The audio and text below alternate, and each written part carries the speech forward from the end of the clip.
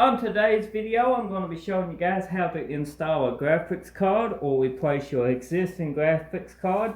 We are taking the 1070 out of this Threadripper system here. We are upgrading it to probably a 1080 Ti. I got some more GPUs just for decorations next to it to make the thumbnail a little bit more nicer. So let's just jump into the video and get started, because that's why you're watching. So before I can show you how to install a GPU, you're going to have to watch me remove a GPU. For the ones that need to know how to upgrade the GPU, needs to watch this section. Just stay tuned or skip ahead a little if you're wanting to see the install procedure. But what you first want to do, make sure your power is off. There's a switch in the back of the computer. Unplug it from the wall, turn the power off to it, give it a few seconds to discharge everything. You can do this with a bracelet on, a static bracelet. I normally don't. I just touch something metal before I touch any of my components. Make sure I have no static charge. So go ahead and remove your panel.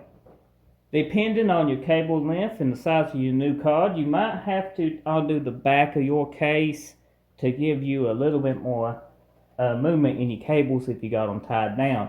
Now the card that I will be installing in this case hopefully will fit, and I know I'm going to have to remove the back of my panel just because I think these trays here will interfere and need to be removed. But this is a 1070. Let's go ahead and get it out of the case. It's got two power plugs here. Just unplug them. Some cards will just have one. Next, you got a screw or sometimes a thumbnail that will hold this in. So let's go ahead and remove those. Those 1,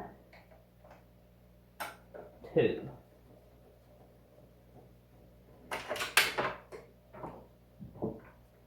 Now we have both thumb screws removed. You have a clip back here you need to press down and unlock it. Now with that press down and unlock, gently pull out, just like so. And this 1070 even is a tight fit in here, but be careful. And remove it. And there we go. This is the MSI 1070. This is still today's market. This is still a costly card. And it does game very good. I've been gaming on this card for quite a while. Just time to upgrade it. It's never been apart. It's still got the sticker on it.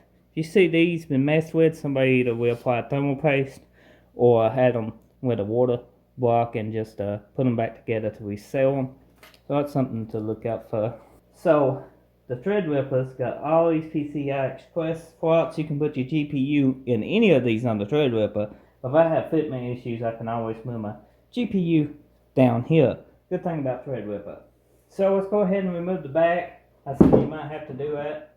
It doesn't have mine loose. Let's go ahead and unbox the Zotac. So this is the Zotac. This is the biggest 1080 Ti you can buy.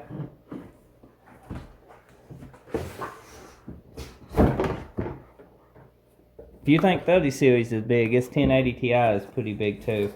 So let's go ahead and get it out of the box. This is the Zotac 1080 Ti, and it's a beautiful card. It's a hell of a card. I mean, it's massive. That's a big card. This is my hand. I know this is not going to fit because of the trays for the hard drives. So we're going to go ahead and spin this around. I'm going to set this up here and remove some trays. So this is the back side, cable management, no comment. Let's go ahead and remove a couple of these drive trays. They held on with thumb screws. Removing 3 of them should do okay for now. I would think, because I ain't going to be using them at the moment, this Threadripper is going into another case very soon, so these can go back in once I build my door socket computer.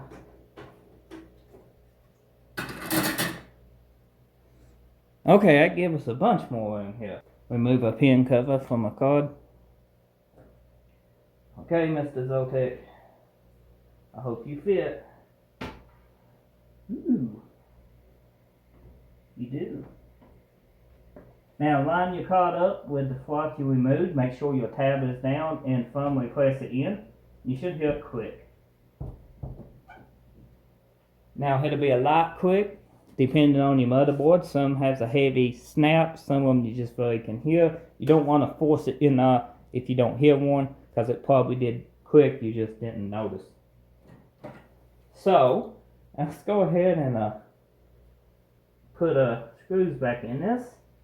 Pick up on this gently.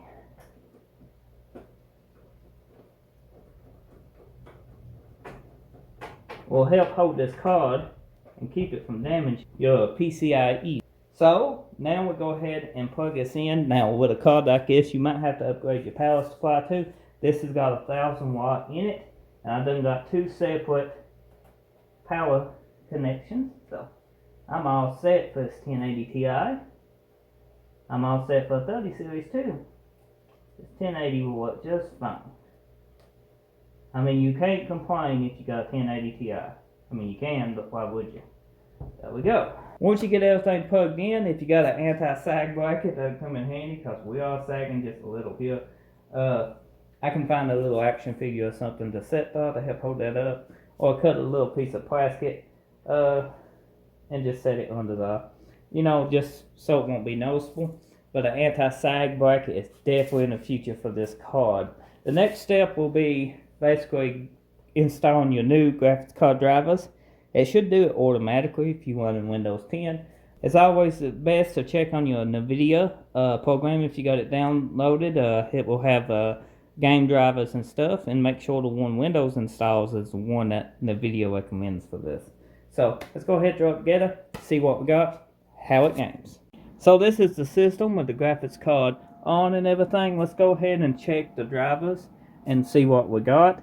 The Zotac lights up good. If you have issues with a Zotac, they make a software that will automatically fix that lighting if you have an issue. Sometimes some people do, and it just needs a reset on that app, that software. Let's go ahead and check this out. So the drivers look actually pretty good. Now this is on a 55-inch display, but let's go to GeForce Experience and check everything out here. And we need to be online. I forgot to hook the internet up. Whoops, movie magic. So let's go back to GeForce Experience.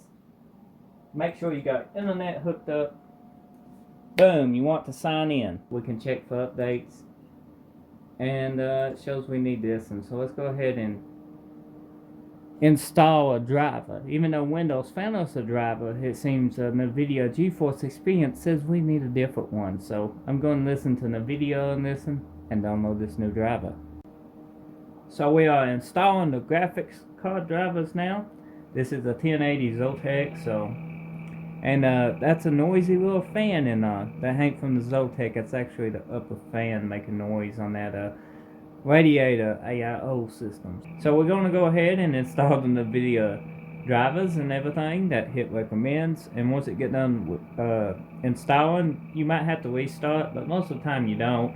You can restart just to double check if you wanted to. But this driver will make it perform a whole lot better than the one Windows recommended. Install complete. Now you can check on Device Manager if you want to. Display adapters. We got NVIDIA 1080 Ti right here, working properly.